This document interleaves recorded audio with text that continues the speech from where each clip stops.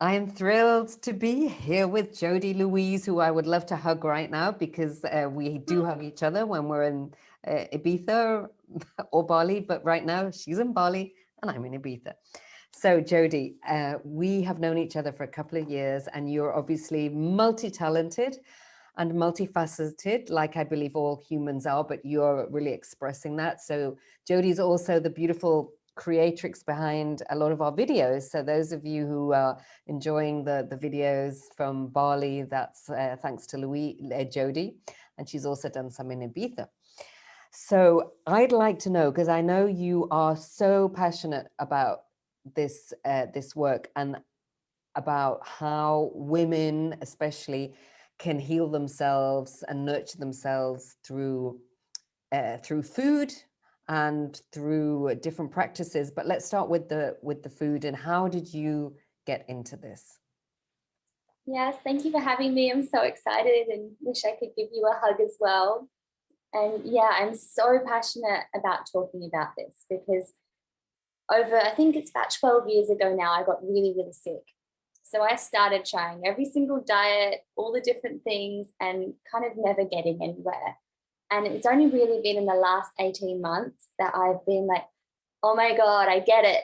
I get it. It makes sense. And the missing link to me was realizing that I was detoxing and trying diets that had been only studied on men.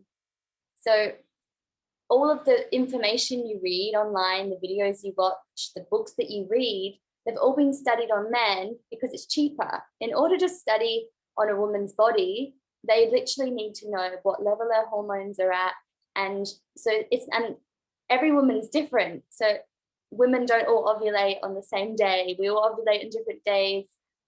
Sometimes our flows are longer. From month to month, it's different. So to do market research on a woman is virtually impossible.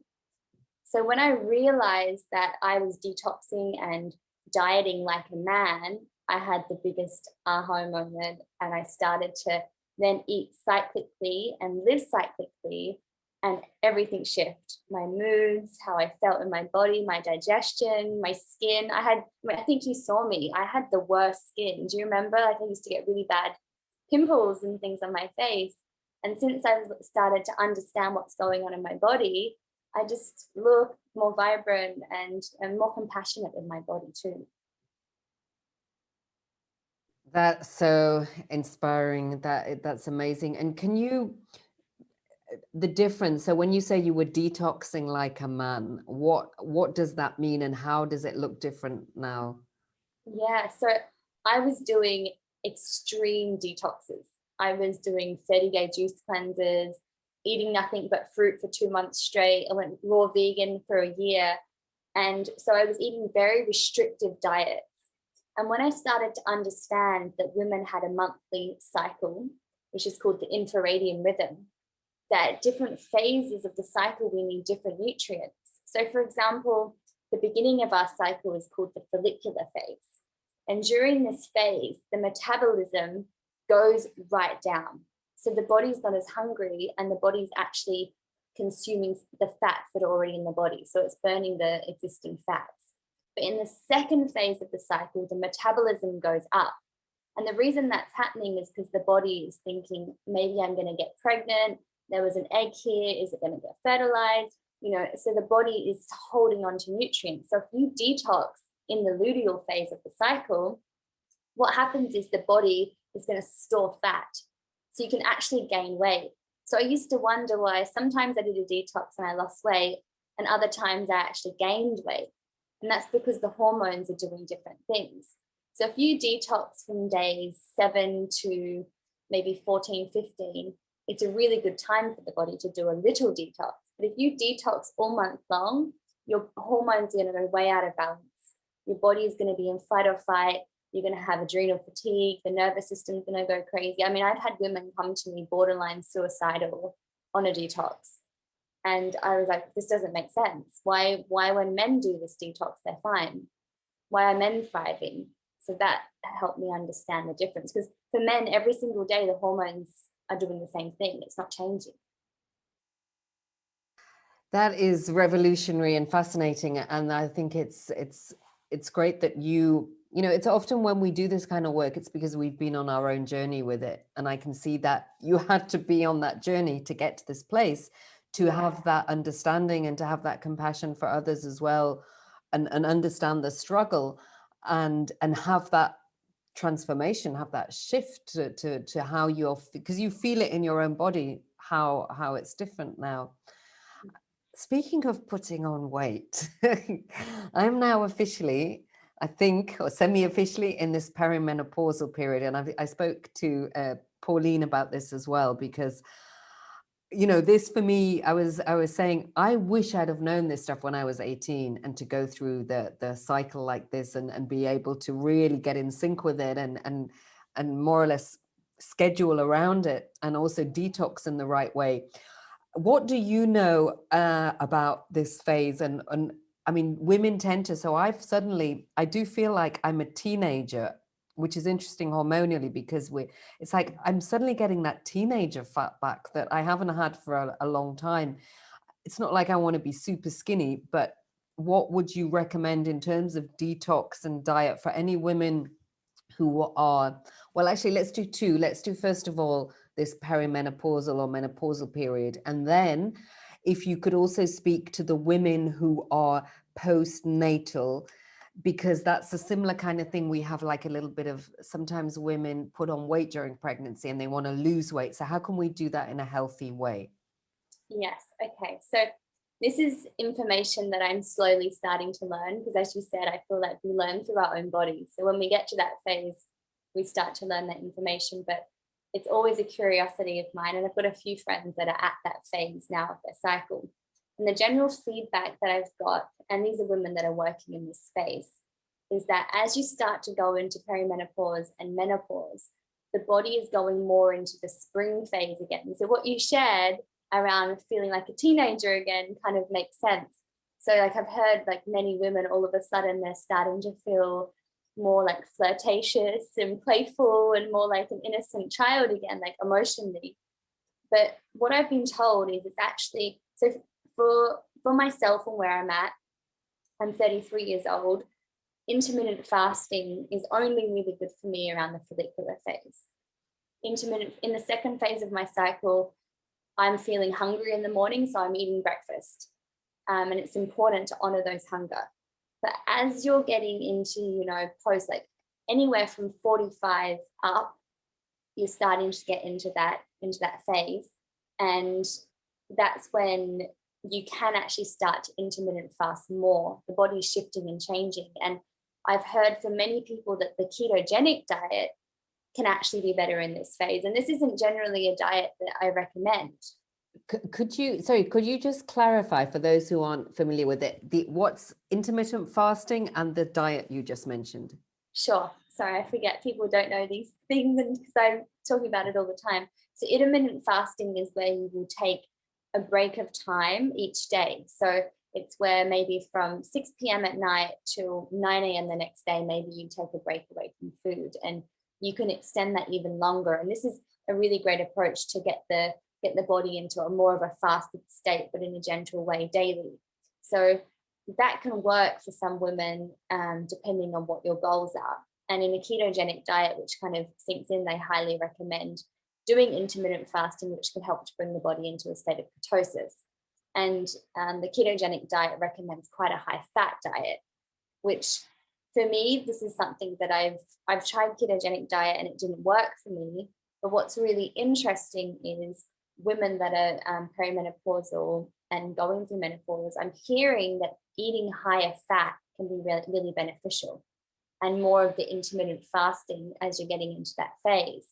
So that's about where I am at with knowledge around that topic. I'm certainly not an expert around it as yet, but I'm wondering if you're craving more fats at this time. Are you finding that? You're wondering what, sorry? Are you craving more fats? Not particularly, no. I mean, I've always had my dark chocolate cravings. That's never gone away. Or, but no, I'm just noticing it with my clothes. You know, it's interesting. Yeah, it's just interesting. I think for a woman to be observant and to be in sync with her body and respond accordingly, and respond not according to, like you say, all these studies that have been done on men, but look for the new information. I mean, that's why I'm interviewing you. That's where we're including this as a really important theme, because I believe women need to get empowered about this. So the other one, so post baby, of course, a lot of women and mothers are then breastfeeding, so that they don't really want to lose weight. But is there anything about diet? I mean, that's probably a time when it's not necessarily recommended to do any fasting, or is there anything you'd like to say to the mums who want to lose weight after a baby, and or who just want to be as healthy as possible, to eat? What kind of diet should they be eating if they are, especially if they're breastfeeding? Definitely. Well, number one, if you're breastfeeding, you don't want to be going into any kind of heavy detox. Very, very gentle. You can certainly eat lightly, but it all comes down to taking it slowly in and out. So slowly removing food. So if during pregnancy, maybe you were eating like quite heavy foods, you'll be slowly taking those away. And I'd certainly be recommending going on to the hormonal kind of eating diet where you're eating with your cycle. So I have a great chart, which I'd like to gift everyone that watches this video, which talks about what's going on at each phase and then the foods that are needed. So when a woman first comes off, basically once she gets her first period, I'd recommend you could start following that kind of protocol. But ultimately, when the baby's first born, I mean, the intuition is so high. The women, that they know what they need to eat, and it's important to listen to what's needed. And obviously anything that you're eating is going to be passed on to the baby, so being mindful of what that is. And I would be recommending high nutrient dense foods, easy to digest, and just anything that's not causing any stress. I wouldn't be having any caffeine or highly stimulating foods. It's really gentle, simple foods, fruits, vegetables. Yeah, nourishing foods are critical. Great. And I'd like to ask you, there we've got a different video from you, a different recipe for each part phase in the cycle. Could you just mention this, how you eat now and how this has shifted for you, and maybe some pointers, like when we're bleeding, I guess it's good to get a lot of iron. And when we are in the follicular phase, I mean, I don't know, could you just give us some general pointers? And thank you for gifting us the chart. That's so generous, because Jodie usually charges for this, everyone. So thank you. You're so welcome. And yeah, I'll try and keep it simple, because the worst thing we want to do is make it complicated. Ultimately, my greatest passion is empowering women to really come back to themselves, because we know what to eat. It's all the information out there that's got us confused. And I've tested this on with some of my clients. I don't give them the chart straight away. I actually ask them, like, where are you at in your cycle right now? And what are you craving? Sweet potato. And I'm like, okay, that makes sense. And they're like, oh my gosh, I'm connected to my body. And it helps them realize, because ultimately that's what we want. We want to be able to trust ourselves. So everything I share, I kind of invite anyone to not feel overwhelmed with a new way of eating and being like, well, I can't eat this at this phase. So I'm also encouraged to not worry about cutting things, but just to add more of these foods at those phases. That's a much nicer way of focusing on it. So at the beginning of the cycle, or day one, is always your period. So as soon as you get your period, that's day one. And during this phase, as you shared, iron is important because we're losing blood. So we're wanting to focus on things that are going to build the blood.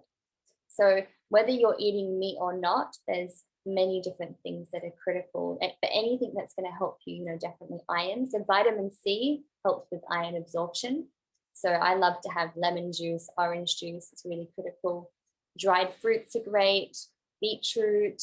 And if you are eating meat, you could have some really high quality beef, seaweeds, anything that's really nutrient dense, mineral dense is critical. And then what's actually happening at this phase is your hormones are super low. So your estrogen is like going right down. But then as the days progress, the estrogen starts to increase. And that's when you're starting to feel good again. So you'll be feeling a bit like low in energy. Then all of a sudden the estrogen comes in. You're like, oh, I feel back to normal again. And it's during this phase that what's starting to happen is the metabolism drops. So you're not going to be feeling as hungry. You're not going to be needing to eat much food. You're going into more of that springtime. So menstruation is winter, and then you're moving into your inner spring. So lighter, more summery, steamed foods. And in this phase, it's really good to get enough omega-3s. So chia seeds are great, walnuts, and for eating fish, a really great time to have fish. But you just won't be as hungry. So it's important to like notice, oh, during like menstruation, I was more hungry and now I'm not, and listening to those hunger signals. And during this phase, you're also wanting to be encouraging healthy levels of estrogen and ensuring that the body is detoxing and cleansing. So in the second phase of the cycle, you're going to be able to absorb the vitamins and minerals that are critical. So this is a great time to fast and detox, whether you go deep into a cleanse with juices or just lighter eating. And then coming into ovulation, this is when the estrogen levels are super, super high and you're feeling amazing, your body's more symmetrical, everything feels great. But it's at this point that you're wanting to make sure that the liver is definitely not being like taxed. You want to be supporting the liver at this phase. Like bitter foods, broccoli, cauliflower, asparagus are really, really good at this time because they're high in DIM, which helps the body to detox our excess estrogen. And then you're coming into the luteal phase, which is the longest phase of the cycle. This can be up to 14 days. And this is where women will experience PMS, bloating, uncomfortability, but it doesn't have to be that way. The reason women are experiencing PMS is because they're not getting enough progesterone, usually because they're estrogen dominant. So progesterone is the sedating hormone. And this comes from ensuring that you detox the estrogen out of your body in that first phase by eating, like detoxing and eating lightly. And in the second phase, it's important to manage the blood sugars and to eat more food because your metabolism goes up. So the body can actually eat 200 more calories in this phase, but the digestion is weaker. So it can't digest raw foods as well. So more stews, cooked vegetables, soups, really nourishing foods that are low GI during this phase. And so you kind of, in Chinese medicine, they say the first phase is more yin and the second phase is more yang in how the body is responding. So cooling, warming, that type of thing. So yeah, it sounds complicated, but the chart that I have, I promise, makes it really easy. So it's fascinating, and you've broken it down really well. So I think we've got a good overview there. So I'm so happy to have you as part of this, and it was actually Jodie's initiative to that we're doing this 4-month journey. So thank you for sowing the seed, for planting the seed. Obviously, you're taking groups now through this. You're working one-on-one with women. Is there anything else you'd like to say? Maybe either a personal anecdote or something you've seen in any of your clients that is an example of what happens when we eat according to our cycles, or when we, get really intuitive. I mean, there's another way to.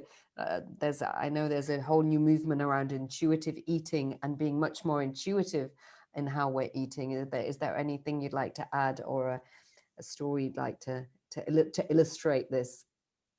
Definitely, yeah. It takes 3 months from eating cyclically to really notice the differences. So it's nice to remind people that it's not instant, and sometimes it's just through the awareness of knowing where we're at in our cycle. And I can speak from my personal journey, and I am seeing this with my clients, but with myself, now when I get to certain phases of my cycle and I understand what's going on, it's like I have this breath of like relaxation and appreciating my body. Every single woman's body every month is trying to create life, and that's a big thing. Like, it's huge. So when we understand, okay, right now my body's released a follicle and it's about to release, it wants to release an egg and it's searching for sperm and it's doing this, and when we understand what's going on and correlate that to our lives, it really shifts. It's really empowering, and then we do connect deeper to our intuition, and we know what's going on, as opposed to being like, I feel like a crazy person today. But if we understand why we feel crazy, we can usually just go inward, take a day to ourselves, not react. And yeah, it's beautiful. It really is. Very empowering, yes. So thank you so much for sharing and all your wisdom, and for the continuous work you're doing for the Holy Mama community. And I look forward to giving you that hug at some point. Me too. Thank you so much. Thank you.